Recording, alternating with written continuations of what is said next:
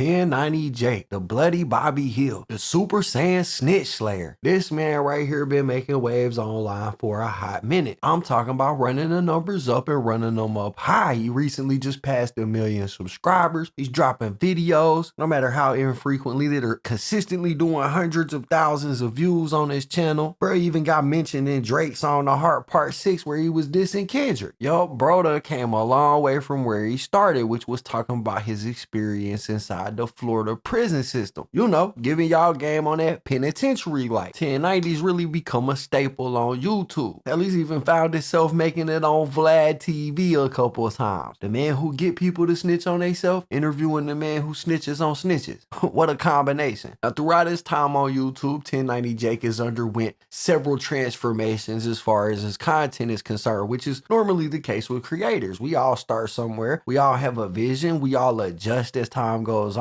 And the same is true for 1090 Jake. He started with his prison stories and his life stories. Then he moved into talking about rappers. Then he moved into just talking about daily crimes. Pretty much if you get your head blown off, 1090 Jake was going to post you on the channel. And then that evolved into something even bigger when he started posting interrogation videos and paperwork from rappers that have had legal trouble in the past, right? And this formula has been great for Jake and Jake's growth on YouTube. His numbers have exploded since he started exploring this new format on his channel. However, it hasn't come without its backlash. Bro has caught a lot of flack over the last couple months because of the type of content he's posting, and that's specifically for one reason: because he's a white dude talking about black people. Now, don't get me wrong, ain't nothing really wrong with being a white person who grew up and was raised in black culture, but specifically what he's catching a lot of heat over is the way that he has decided to cover black people and black culture and hip-hop culture, because he didn't do it in a way that will uplift the community in any type of way. Instead, what he did was he found this specific niche where he would file freedom of information requests with different counties and different judicial systems where he knew rappers had been in trouble, and he would file these freedom of information requests on any cases that he knew that they had. This resulted in him getting a bunch of paperwork and a bunch of footage of rappers from those cases. And he struck gold when he noticed that if he found a rapper that had cooperated with police in any fashion during any of their cases in the past, he could post that on his channel and do hundreds of thousands of views.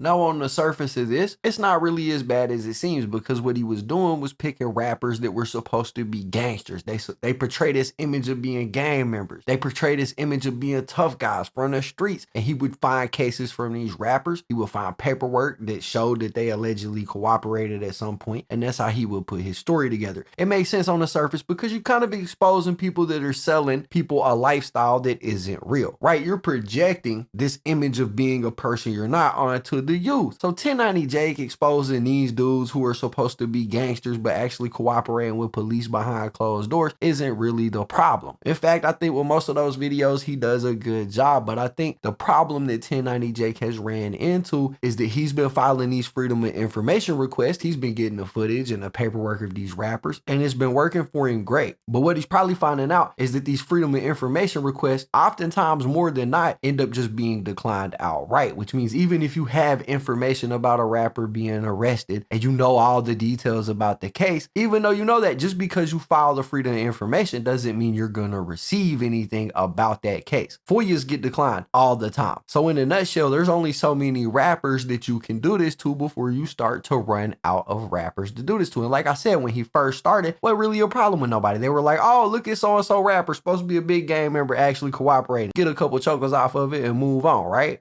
So things were all good when he was doing that. But here recently, 1090 Jake has decided to, broaden his horizons, expand the search a little bit, go outside of the rapper territory and see who else he can expose. And this led to him making a video here recently called HoodFishing Exposed for Snitching After Being Shot 4 Times in Florida. This video was posted 6 days ago and currently has about 330,000 views on it. Now, 330,000 views is a lot of views. A lot of people would say that's a pretty successful video, right? Well, that's what you would think until you start scrolling the comments on this video. That's when you notice that everything ain't like it seems. In fact, when you start reading them, you realize 1090 Jake is currently going through what I call the baby effect, which is where all of your fans just suddenly, out of nowhere, out the clear blue, decide that they ain't fans no more. Instead, they haters and they don't like you no more. And that's what you see going on in 1090 Jake's comment section right now. See, when you scroll through these comments, you can see a theme amongst people. They're pretty angry at 1090 Jake, and they're angry for one specific reason. It's because this dude HoodFishing isn't a rapper. He isn't a gangbanger. He isn't in the streets. He not a dealer. He ain't even close to being somebody that would attempt to put on that type of persona. Instead, what he does is he has a YouTube channel where he makes videos where, get this, all he does is go out and fish. He makes tutorial videos. He's teaching the youth, the youngins, something else other than being in the streets that they can do with their time. He's telling them, look, bruh, the streets ain't for everybody. You could get out here, do something that ain't got nothing to do with the streets and have a ton of fun doing it. There's a lot to learn. In short, this guy's been putting out a positive vibe to everybody around him and on the internet for a couple years now. Bro is a good influence out here. When 1090 Jake is making videos about rappers that are teaching the youth to gang bang and shoot people, and he exposes them for actually being snitches, okay, nobody got no problem with that. But when you start trying to apply the street code to people that ain't got nothing to do with the street, people get to looking a little funny. Like, what is the message here? Why are you picking out black people specifically to expose as being snitches when this person in particular, HoodFishing, ain't got nothing to do with the street? And that sentiment is one that a bunch of people share. So yesterday, this YouTube channel called Point and Shoot posted up this video right here called 1090 Jake tries to expose HoodFishing, but it backfires. And in this video, bro goes into, like, not really a deep dive, but he goes into some commentary about 1090 Jake trying to expose this dude. Now, I ain't gonna take Point and Shoot's whole video, but I'll play y'all a segment of it so y'all can see what I'm talking about.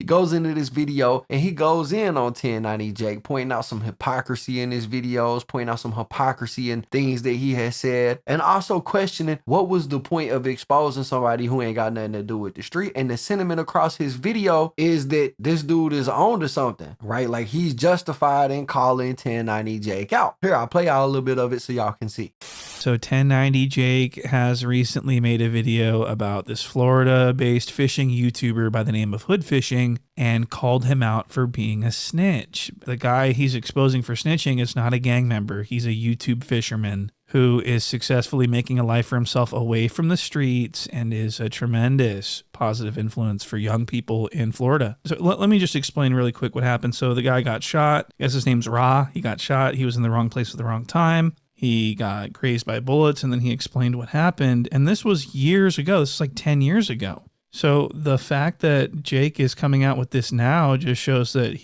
this is just a money grab. Listen to what 1090 Jake says about this guy. If you follow any Florida blogs, you've likely seen HoodFishing Entertainment, as he recently went viral after catching a whole ass shark and doing the most Florida thing possible, putting a gold chain around its neck.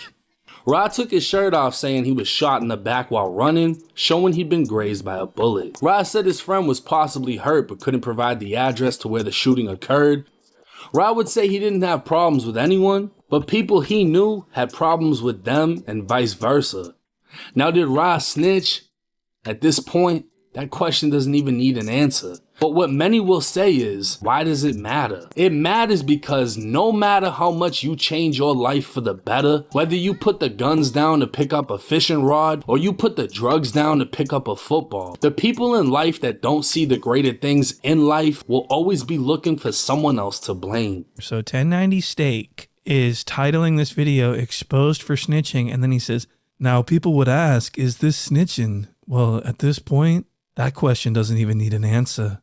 Because even if you change your life for the better and don't participate in the street life, people are going to find a way to tear you down and call you a snitch, which is exactly what I'm doing right now. Now, so he says that this guy's past is the reason why he's being called a snitch. First of all, no one's calling him a snitch except for 1090 Jake. I want to point that out. But listen to what he says in the same fucking video. He says that this guy was never a part of the streets and it never applied to him. Listen to this. The only thing he needs to do is get far away from Fort Myers. He's found his own lane, and I guarantee it will be unaffected by his past since he really didn't change his life around. He never lived that life to begin with and always had a dream to make it out the hood.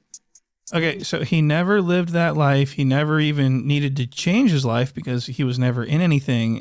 But for some reason, you're making a video about him, about being a snitch? That doesn't make sense. In one part of the video, he says, it doesn't matter if you change your life or not, you're always going to be a snitch. And then a couple minutes later, he says, He was never in that life at all. That's the craziest part. I mean, how stupid and bloated could someone possibly be? So, bro, point and shoot is calling 1090 Jake out. He's saying, listen, bro, what was the point of doing this? Because it feel to me like you're exposing black people for being snitches, specifically for monetary gain, regardless of if they're in the streets, regardless of if they're in a gang. All they got to be for 1090 Jake to cover them and make them look bad is black and famous, right? That's pretty much what this dude point and shoot is saying. But he doesn't stop his video there. He continues to go in on him. He points out some hypocrisy in 1090 Jake's statement, especially when it comes to another video he did similar to this where he called somebody a snitch, and that's BG, only to try to retract his statements later when he got on Vlad TV. He also points out some contradictions in 1090 Jake's philosophies when he points out that 1090 Jake made a video about Rick Ross not being a valid gangster because he was once a CO, and then he plays a clip of 1090 Jake saying that when he was locked up in Florida, remember that's how his channel started with them prison stories, he said when he was locked up in Florida, there was legit gang members that were COs that was hooking him up. So point and shoot points out that 1090 Jake on one hand says you can't be a valid gangster if you're a CO, and then on the other hand is saying, nah, I know COs that were valid gangsters. They was hooking us up when we was in prison. So this guy point and shoot is pointing out the hypocrisy, the contradictions, and just the whole way that 1090 Jake operates. And what's fascinating is when you scroll through his comments, it's a lot of people agreeing with him, you know, and then take that into account. Plus, when you go back to 1090 Jake page and look at his comments on that video, everybody is turning against him. It kind of looked like and kind of feel like 1090 Jake is getting canceled. Like people are tired of seeing him expose black people and black rappers and black celebrities. And you know, it really could be one of those situations where it's like you either die the good guy or you live long enough to see yourself become the villain. 1090 Jake just passed 1 million subscribers, so he could be on that story arc where everything starts to go downhill for him. This could also not affect him at all. He could continue to do business and operate normally and probably do a ton of views, because I'm sure there's a ton of 1090 Jake fans, regardless of what he's covering, that just rock with him just to rock with him. But that's the story. It looked to me like they out here trying to cancel 1090 Jake. Y'all gotta let me know in the comments what y'all think about it. Anyways, that's it for the content, guys. If you enjoyed the video, be sure to hit the like button, subscribe, tap the notification bell so you get notified every time I upload a video. As always, it's been fun rocking with y'all. I'm out. Oh, and go check out Point and Shoot's video if you get a moment to. I'm out.